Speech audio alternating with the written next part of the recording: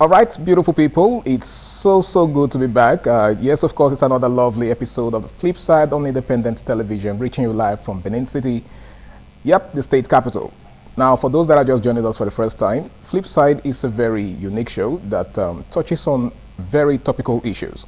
Issues that are rather not, talked about in the society. So, what we do on this program is to put our searchlight on certain issues that a lot of persons really don't talk about very much. All right, it airs on this station every Wednesday from 1:30 to 2:25. My name is Harry Aigboje, and of course, it's my pleasure to have you join me on this beautiful episode of the show. Now, today we're having a very interesting conversation, something that has to do with teenagers and of course minors. All right, so most times when issues of this nature are brought up, some persons tend to want to shy away from them. Well, I guess it's because of the sensitivity of such topics. Actually, we're talking about sex education, the need for sex education. Okay, now you see, this is one gray area that a lot of persons, like I said, tend to shy away from because of how sensitive it is. But the question, the $1,000,000 question is, for how long are we going to keep shying away from this discourse? Because a lot of young people, a lot of minors are subject to lots of sexual misconduct on the part of adults, okay, from sexual molestation to sexual abuse and all of that. So what exactly can be done as regards sex education? How can children be sensitized, and how can they be taught about the importance or the necessity of sex? Sex is something that is part of the human nature. It's not something that anybody can really sweep under the carpet. It's not something that you can wish away, because at a certain point in life, you must come to grips with it. And when you come to grips with it, then you must understand the intricacies, what it involves, and of course, the consequences of doing it the wrong way. So that's basically what we're going to be discussing today. And to do this with me is an amazing woman who happens to be an NGO convener. She's not a new person. She's not a new face on the program. And also, she's also very passionate about everything that has to do with young people, especially teenagers. She goes by the name of Abigail Ayobahi. Good afternoon, viewers. It's good to be here. Yes, it's good to have you again. I mean, it's been a while. It's been quite a while.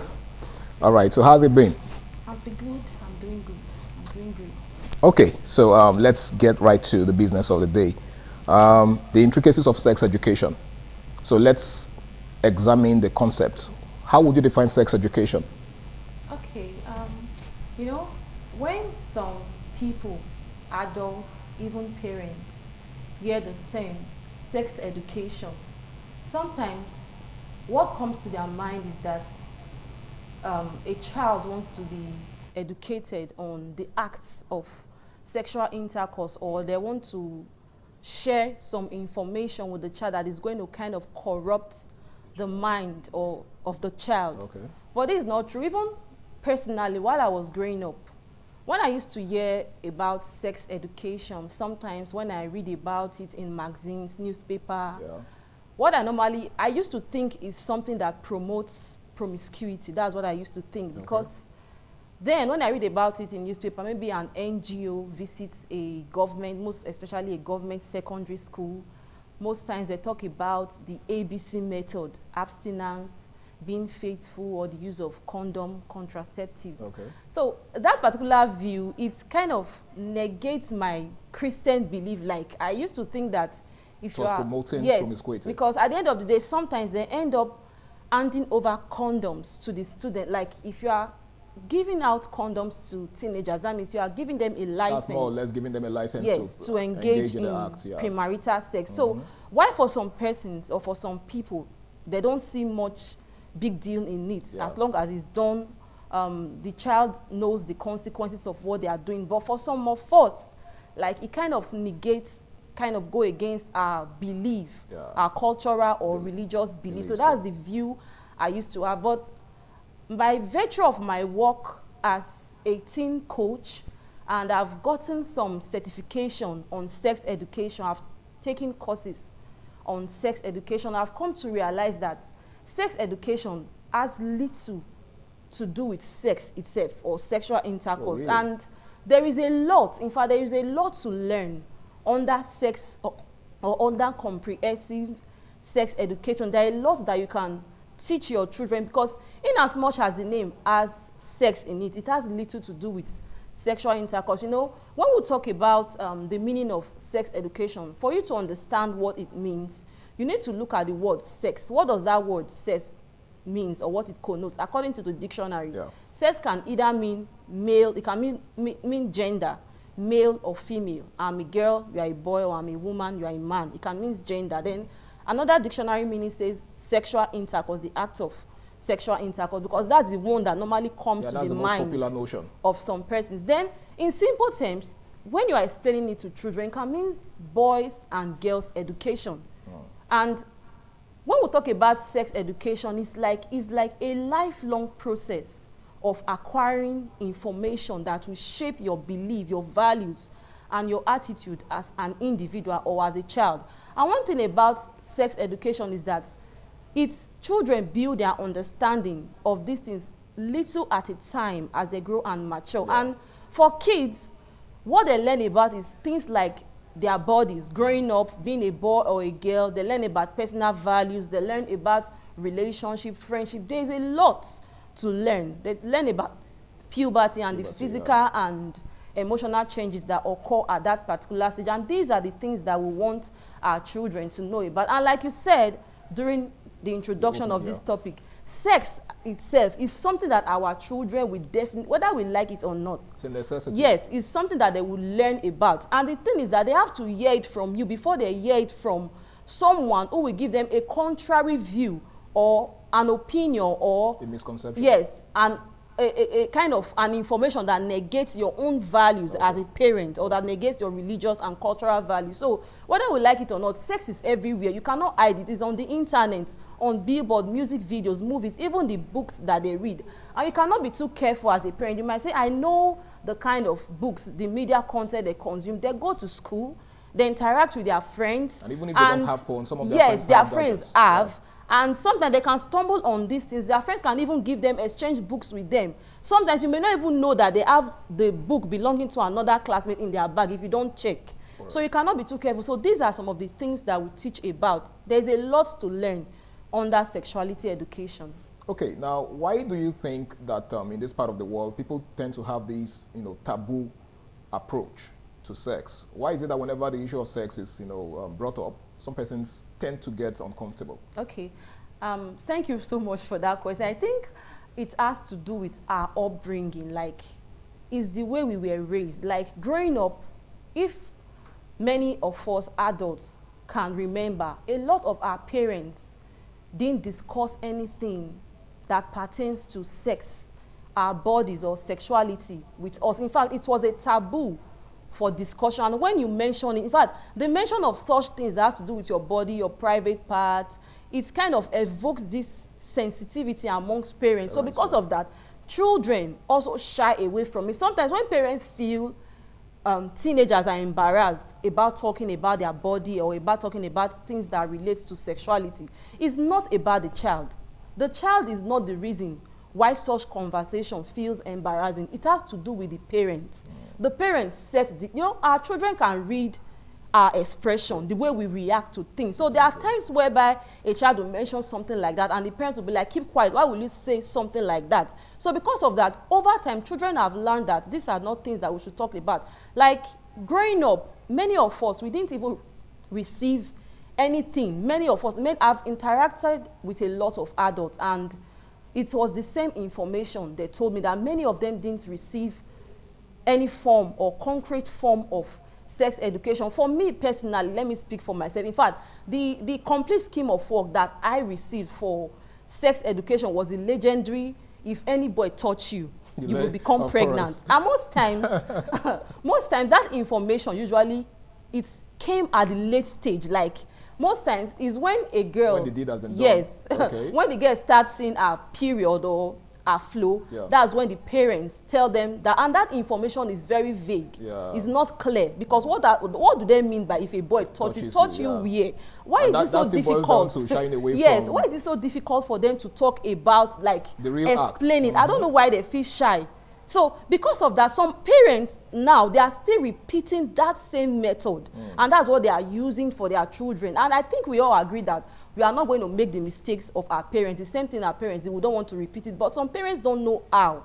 They are still repeating that same method, that they cannot talk about anything that relates to sexuality. And the thing about using such method when parents don't talk about it is that the children may fall victims. It may even be that as at the time you are bringing the information, they might already be victims of sexual abuse. Because one thing is that sexual predators, they thrive on the ignorance of children, of a child. So the thing is that a child who has no awareness or who lacks the necessary awareness on sexuality matters usually becomes a prey to child abusers. And even sometimes, even if it's not a case of child abuse, before, people can make mistake. Before the parents want to talk to them about chastity, abstinence, it's even possible that somebody in school have talked to them. It may even be consensual.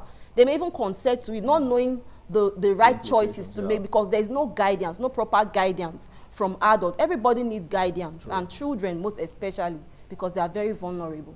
Now, talking about creating an awareness among young people, how early is too early, to introduce the subject of sex education to a child? Okay, when it comes to having, I like to call it the sex conversation with your kids. When it comes to having the sex conversation, you don't have to wait till a certain age. In fact, you begin immediately that child can utter words, that child can speak. Oh, really? As early as a year and 3 months, a year and 4 months, a year and 5 months.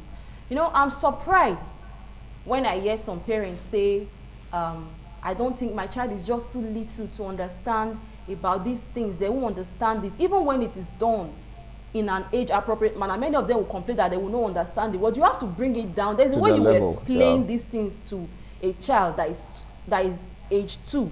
It's quite different from the way you will explain it to a child that is but don't you 6 think years. don't you think that pretty much explains why some persons use the "if a man touches you" approach? Because they feel like that's the only way they can understand it at that level. Nobody can really understand. Touch it's you vague, where? like you rightly said. Okay. Where exactly? There should be more explicit, at least throw more light on it. There's a way you talk to a child and that child will understand. And in fact, the first step would normally, in fact, sex education for children at that age is not something difficult.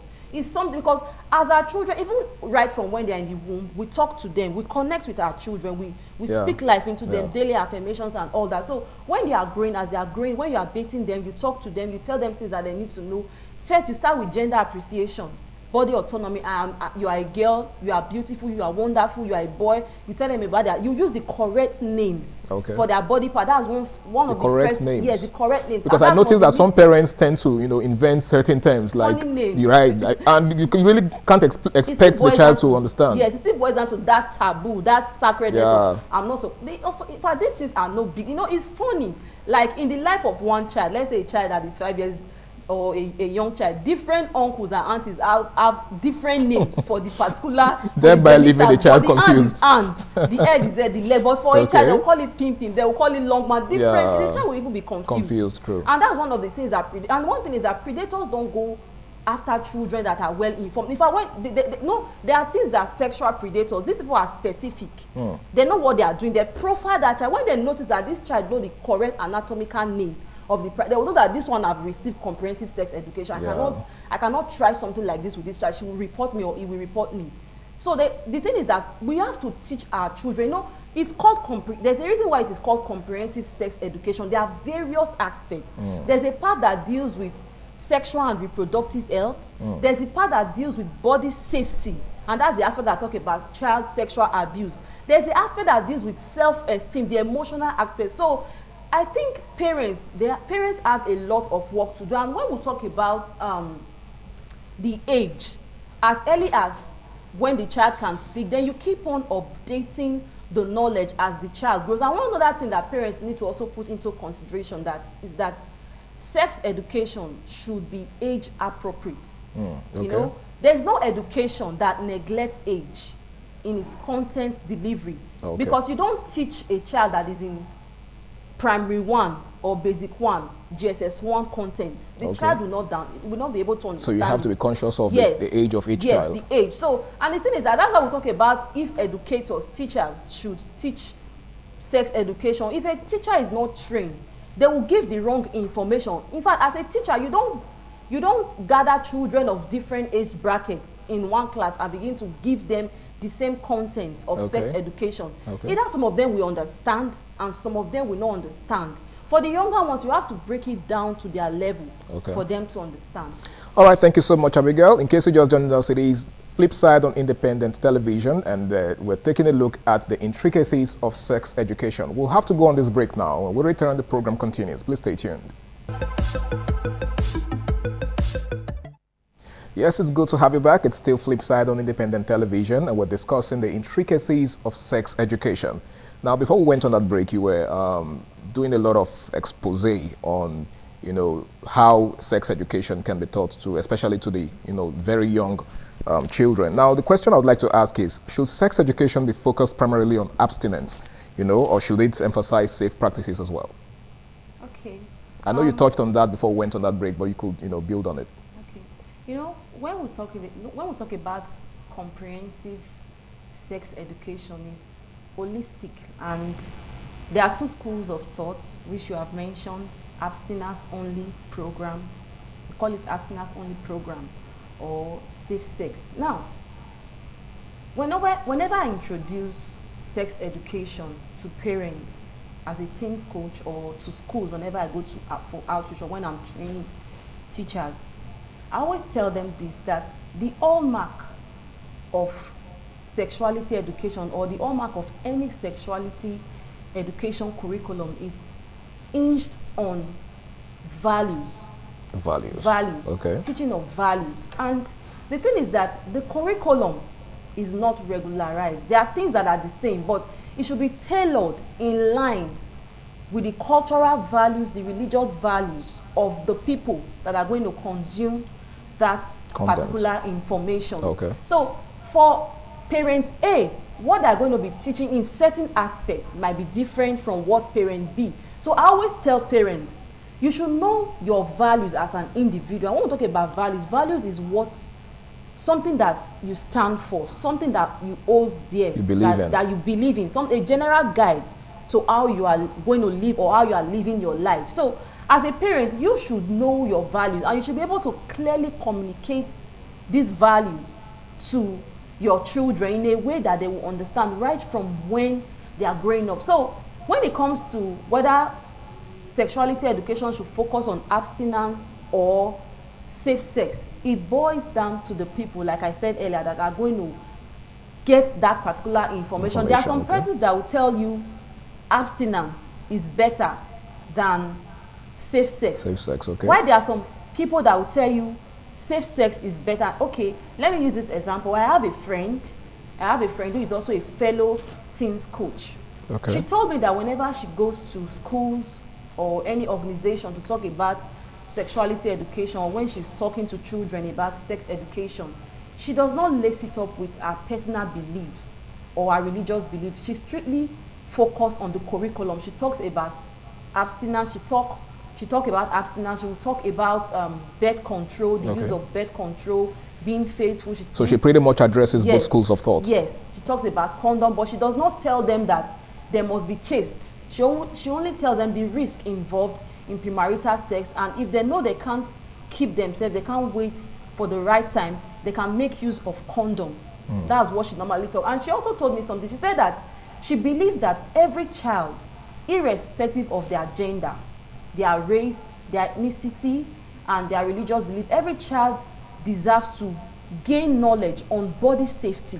So that's also a component of sexuality education. Body safety is the aspect of sexuality education that addresses child abuse, child sexual abuse, how children can identify predators, how they can stand up, how they can speak up in a situation whereby someone is trying to take advantage of them.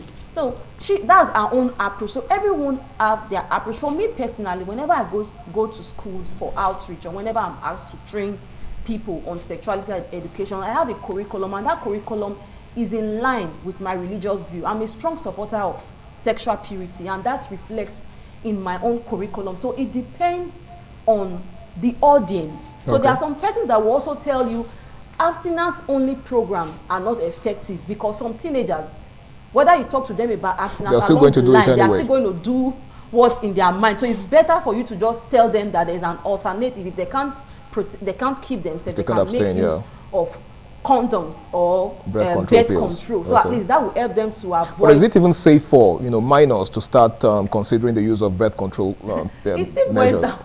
It's a personal thing. For me, I frown against it. But we've heard of some parents, even in developed countries, even when that child is not sexually active, some parents don't want to leave any room to chances.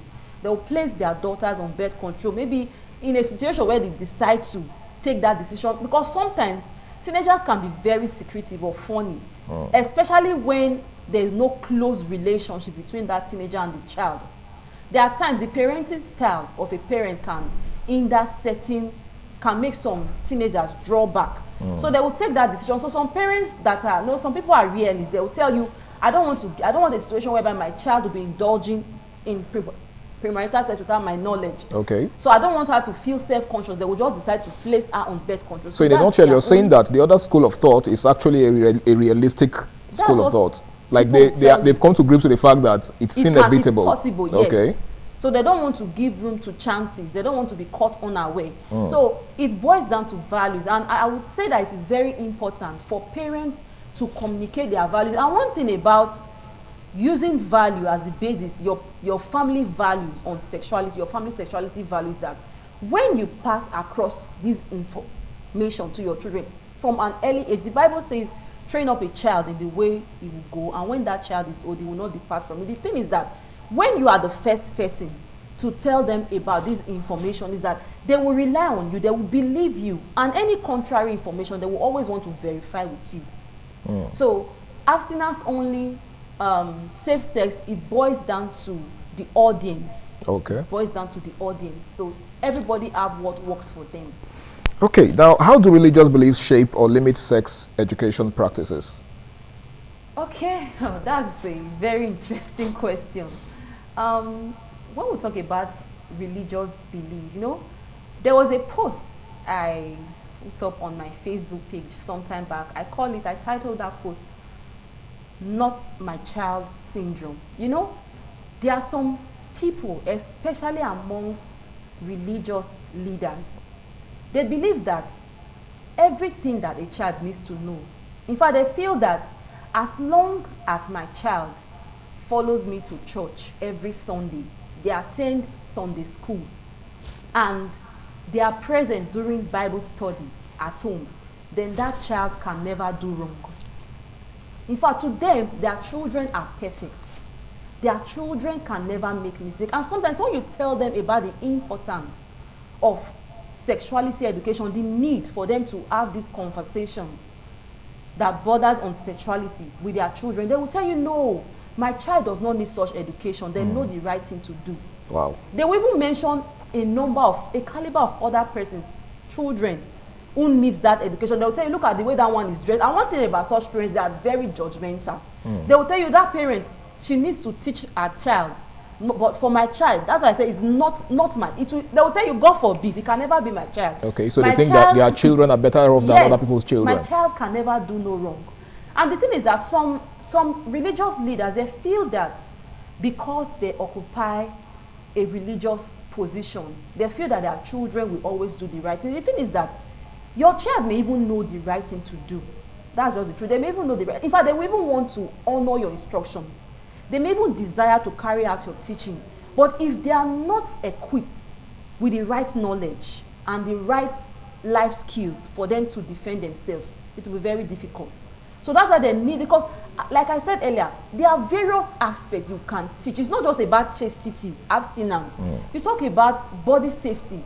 And some people just feel that their children, even if your child decides to say, okay, I want to live a holy life as a religious leader, are they immune to being sexually abused? Anybody can be vulnerable to sexual abuse, even children, irrespective of religious orientation.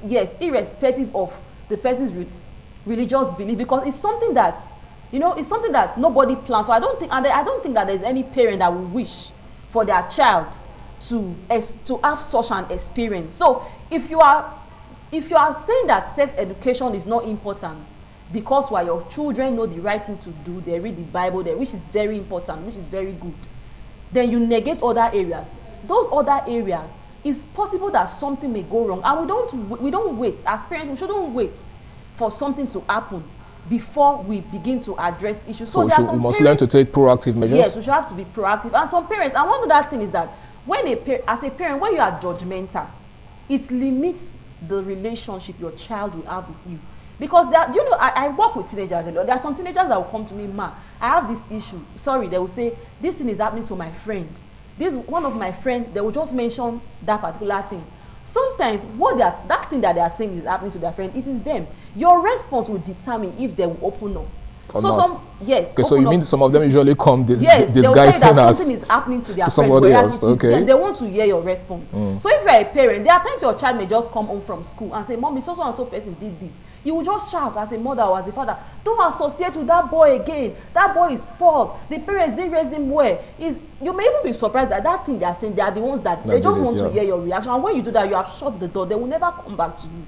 So we should not be judgmental as parents. At least we should hear them. It's only when you hear the full story you will not give your advice. Verdict, okay.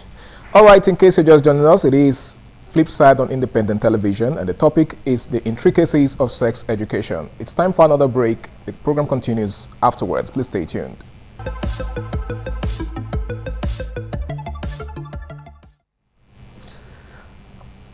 All right, welcome back. It's still Flipside on independent television, and the topic is sex education, the intricacies of it. Now, Abigail, I'd like to ask, how can sex education combat misinformation, especially the spread of it through, peers and the media? Okay. When we talk about misinformation, there are so many lies that we have been, even in our own time, when we were growing up as teenagers, there were so many lies, myths that relates to sex. And the thing is that in our time, we didn't have, I think millennial parents of this generation they are doing far better than our own parents in our own time, because these days parents are more intentional in having these conversations with their children compared to what it used to be. Why? What do you think changed? Education? Yes. Enlightenment, exposure? Yes, enlightenment. And even with the internet, parents see what is happening, so they don't want to wait for their children to become victims. Victims first, so okay. They have to be proactive. So I think globalization has also affected the change. Now, there are so many lies that are spread across the internet as it regards sex. Some of them, like a good example, when we were growing up, they will tell you that if you are experiencing cramps, menstrual cramps, that one of the ways, or one way to overcome or alleviate menstrual cramp is to engage in sexual activity. We heard that while we were growing up. So many of them. Another one is that if, for instance, you don't have sexual intercourse and you later get married, you will find it difficult to enjoy sex. Or even if you are able to have sex with your spouse, it will be difficult for you to deliver when you are pregnant, to have the baby, to bring forth the child. So it will affect the pregnancy process. Okay. Yes, I don't really know. Where did all of that meat come from? I think this particular one, it was cooked up by some frustrated people who have their lives, they've lived any other life, and they were looking for young minds that they want to recruit into their promiscuity camp. Lifestyle, because there are some people that have messed up their life. They just want every other person to end up like them. To them, like them. So, sex education, comprehensive sex education, can tell teenagers, young people, the truth about sexual and reproductive health. It will enlighten them that having sexual intercourse will not cure your cramps as a girl. If you're having painful cramps, there are things that you can, pain relief drugs that you can use. Take, okay. And another thing is that there are also many of those lies. Sex education, comprehensive sex education, can actually dispel the lies and let teenagers know the truth about these things. So even when they are parents, that's why we always encourage parents to be the first person to have this conversation with their children. Because when you do, any contrary information they will hear from their friends, they will find it like, and one thing about children is that in science they call it the law of first mention. Yeah, first mention. When you are the first person to introduce this information to them, this topics that borders on sexuality, it sticks. They will always, and the good thing is that they will always come back to you when they have questions. But when you are not the one that shared that knowledge with them, they will go back to that same person that, or where they got the knowledge. And the thing is that in fact, there are so many things that children can learn about on the internet. Google is there, they can just type it, and the thing is that once they can think about something, they can search that. And the thing is that there are so many misinformation, even online. There are so many information that will negate your own views or what you want, the values that you want, the dream life that you want for your child. So it's better they hear that information from you than from there to get something contrary to your own views or your ideals on the internet. So sex education has been proven statistically to help dispel misinformation that surround the myth that has spread across through peers and the social media. Okay. Now, does the recent changes in body development as compared to the days before us, okay, have anything to do with sex education? Because if you take a look at young people nowadays, you see that some of them, seem to be growing faster than their age. At a certain age, for example, let's say for us guys, you see that a 25-year-old boy is already fully bearded, and you could mistake him, or you could pass for a 30-year-old or something. Same goes for, the females. You see a very young girl who's probably not even up to 15 yet, and she's already, busty and all of that. Like, you see visible changes, in her whole anatomy. So do you think that has anything to do with sex education too? Okay, I think some months back, I did a research on the age of puberty. Like, there was a time, somebody, I think I read that thing on Facebook, and some people were like, it has always been like that. That there was a time, maybe in the time of our parents, our mothers, whereby the age of puberty, the physical and the emotional changes that boys experience. Yeah. At that time, in the time of our parents or in older generation, it was around maybe the age of 17, even 18 at times.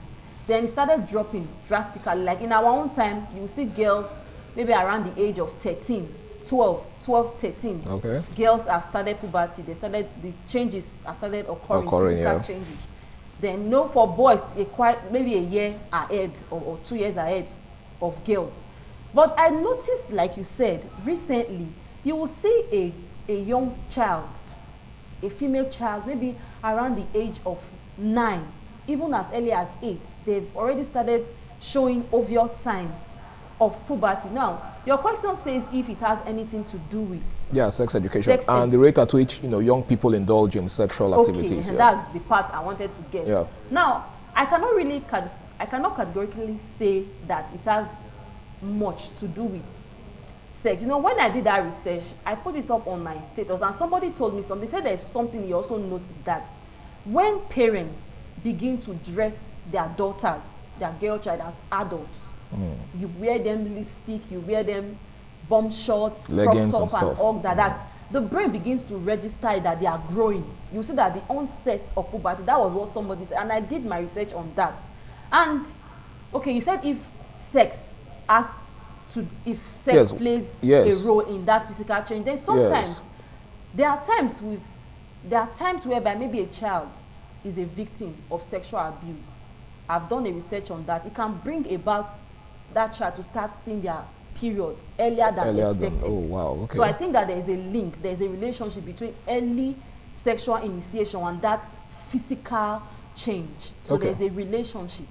All right, let's examine the uncomfortable topic of pornography. How do you think it should be? Yeah, it is uncomfortable. So how do you think it should be viewed vis-a-vis the issue of sex education? Pornography and sex education. Sex education there are a lot of things to teach about in sex education, and pornography is one of them. It will surprise some parents. Statistics says that 90% of boys, and even girls, some girls, but that statistic says 90% of boys have viewed porn around as at the age of 15, and 10% of them agreed to be daily users. Just 10%. Not all of them were like that. When I mean like daily, like on the regular, every day, they watch every day. So we know what that means. And the thing is that some parents, I've been talking about parents a lot, because sometimes some parents give their children Android phone. For me, personally, I feel if a child does not have a purposeful use of an Android phone, there is no need for you to hand over an Android phone to that child. And even if you choose to give an Android phone to that child must have been equipped with adequate sex education. It should be comprehensive, and there should be close monitoring. There should be parental control. You don't just leave them to themselves like that.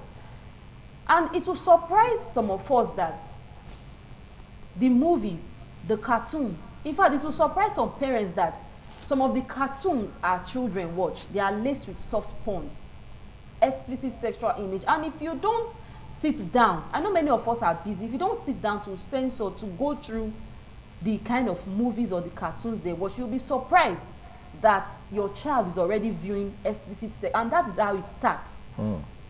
Some of our, as a teen mentor, I also relate with other teen mentors. I'm a female teen mentor. I also have male mentors. And some of them we have attended seminars where we've talked about this issue of pornography among teenagers. And some of them will tell you that one of the major challenges that teenagers are battling today is porn addiction, both boys and girls.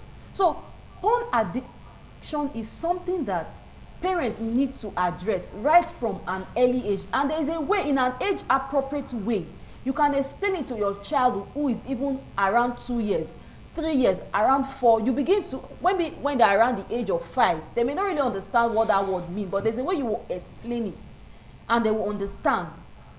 No, one of my teen mentors shared sometime back, a fellow teens coach like me, she said that she went to a particular school for outreach, and she was told, she gave them a talk on purity, and she realized that it was an all-boys school, that a lot of the boys were sober after her teaching. And she was like, she started asking them what the issue is, and many of them were reluctant. They didn't want to speak up. Then she pushed gently, and they told her, they said that many of them have been experimenting with masturbation, and they said that it is a teacher in their school, a male teacher, that told them that masturbation is healthy for boys and it helps them to ease stress. So wow, really? That's why I said sometimes the kind of sex education they are exposed children are exposed to, we need to know what the curriculum, what they are teaching them, because maybe that teacher just said it casually while he was teaching, and the children picked it up, held on to it. That's why we have to be very careful. Sometimes I won't blame some schools who go ahead as kind of knowing the value system, the belief system of the teachers they employ to teach in their school. So porn addiction is something we have to teach our children. And now your question says that how can it be combated? Yes. Now we need to teach to combat porn addiction, we need to teach our children internet safety. We need to teach our children how to browse safely on the internet. So even when we give them phone, we should set parental guidance, and we should also let them know that they should not just click on any advert. Sometimes even we as adults, you may want to, let's say, download something from Play Store, and then something just pops up. An advert. Sometimes it may even be like you are trying to access something in a particular site. That site will redirect you to another site, and that site is a porn site. I've experienced it severally, and studies have shown, statistically, it has been proven that a lot of teenagers who stumbled on pornography did not go out to search. In fact, the thing is that people don't look for porn. Porn looks for people. That's become that bad. Yes. Wow. Teenagers don't go out. It's funny, but it's true. Teenagers don't go out searching for porn. Porn search, because it is everywhere. And I think there's kind of the media, I don't know what they are trying to get at, like there's an indoctrination. Like anytime you want to download anything, before you know it, an advert will just pop up. Sometimes it's a dating site, and the girls will be dancing erotically and things like that. So if you don't monitor what your children are watching, they may see these things. So they just stumble on these things without, even against their will, right? Yes.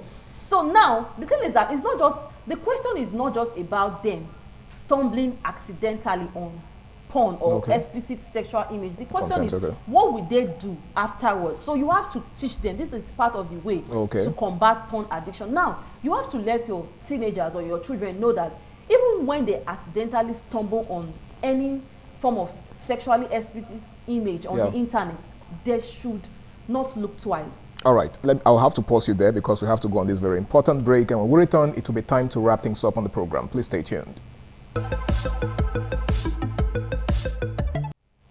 Yeah, welcome back. It's still Flipside on independent television, and this is the concluding segment of the program. Now, Abigail, you were trying to conclude on a certain thoughts before we went on that break. Okay, so we're looking at how to combat pornography, the issue of pornography. So I've already mentioned one point that they shouldn't, like when they stumble on pornography or any form of sexually explicit image on the internet, they shouldn't look twice. And not looking twice can mean shutting down the phone. They shouldn't just exit the page.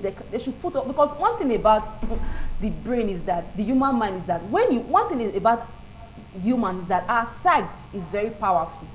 Whatever you see is stick. So by the time you view that particular thing, you've already seen it. And it has registered on your mind. That you look twice, okay, and you are still with that phone. Your mind will be like, let me really see the thing. Curiosity. Let me see it. Yes. And kids are very curious. Let me see. But that doesn't mean that we should be scared that because our kids are with Android phone, then it means that they are viewing porn. No. That doesn't mean that we should be scared. But we just have to tell them the necessary things that they need to know. So this is the information you should pass across to your child. If by mistake, accidentally, they stumble on an explicit sexual image online, then they should put off the device. If it's a movie, maybe on TV, they should switch off the TV, not just changing the channel. They should switch off the TV and exit that environment, go to a place where there are people. And the next line of action, the third step, is for them to report themselves to their parents. That is very important. Report themselves as in tell their parents what this is what exactly I have happened. Seen. Okay. Like I normally teach my teenagers, I tell them, don't keep anybody's secrets. Anything that has to do with sexuality, don't keep it as a secret from your parents or your. I normally tell teenagers, they should have 5 trusted adults in their lives. Maybe their mom, dad, then a teacher in school, either their class teacher, someone they trust that shares the same values with them, someone they can easily open up to. Okay. The teacher for the girls, a female teacher; for the boys, a male teacher. Because as a woman, I understand what girls, at least I'm a woman, then for men, guys, they want a male. Yeah, male mentors. Yes. Yeah. Then someone in church, a Sunday school teacher or another adult in church that they can talk to. Then maybe their auntie or uncle, that's their dad's brother or sister. So they should have 5 persons, because sometimes mom and dad may not be available. They should report themselves. Well, even if that thing happened in school or somewhere else in the house of their friend, when they come home, they should come and tell their parents that, look at what, like, it was just last time, my son shared with me that somebody, after that exam period, somebody came to school with an Android phone. Thank God the teachers, they saw it with the child. So he said that they were watching, he described everything, and make sure they tell you in details what they saw. That it will help you in talking to them. Let them, how vivid it was. So at first I was listening, like I wanted to hear everything, because if I shout, he may not want to tell me the other part. So in my mind I was like, you watched it in my mind. So he said he didn't. So after everything I talked to him, he said, okay, I asked him, why did you watch? He said he didn't know that's what they were watching. The people were just gathered around the boy, and he decided to also go and see. Normal for children to see. That's when he saw what. So I had to talk to him and kind of go back on what I've taught him already on view. I call it viewing pictures of naked people. That's the way I address it, because he may not really understand the word pornography. Pornography, true. So we should tell them, we should talk to them, and whatever the way you will talk to them at that particular moment will determine if they will open up to you again. So you have to address it. You have to be tactful while addressing that particular issue. All right, now there are some, I was seeing the movie actually. I think it was a Nollywood movie. I just stumbled on it, and there was a particular scene where the girl, who happened to be a minor, I think like 11 or thereabouts, she saw her period for the first time. I think, I'm not sure of her age though, but I know she saw her period for the first time, and she recused into herself. Like, she locked herself in the room, refusing to allow her dad come in. And then I think her dad had this calling in the office that she confided in. So her dad had to call her to come to the house. So it was when she came that she finally opened the door, and then of course she opened up to the lady, and the lady, you know, gave her listening ears and then preferred solutions to the problem and all of that. So how do you think sex education can help reduce this stigma that surrounds, you know, what's it called, periods and all of that? How do you think sex education can help? Yeah, true. So how do you think it can help to reduce the stigma that surrounds it? Because a lot of young people, you know, feel a certain type of way once they, you know, start experiencing these changes, especially when they see their period for the first time. And at that point, some of them feel dirty, they feel a certain way, and they don't want to discuss it with anybody. So how do you think sex education can help, you know, reduce this? Okay. While it's a very sensitive topic, Yeah. you know, something that borders on menstrual health, but I think it still boils down to our upbringing. So some parents that don't talk much about these things, the child will also find it awkward, especially when it borders on this issue of menstrual health, because there is this kind of sensitivity that it connotes. You know, like the way you explained it, the father had to call in a female colleague. Yeah. But the thing is that even when it comes to sexuality education, fathers should be involved. It's not just something that should females be only left, should. yes, Okay. left for, like in the family setting. Even if that family, they just have female children, Okay. both the father, and because there's a different perspective a father will bring into it. I've heard some of my friends say that while they were growing, I know one of my friends that said that while she was growing up, all her toiletries are on this, everything that pertains to that she used as a lady, her cream, it was her father that was in charge, even school run. Okay. So that's for our own family. But what I'm trying to say is that fathers should also be involved, and they should kind of join hands with the mothers.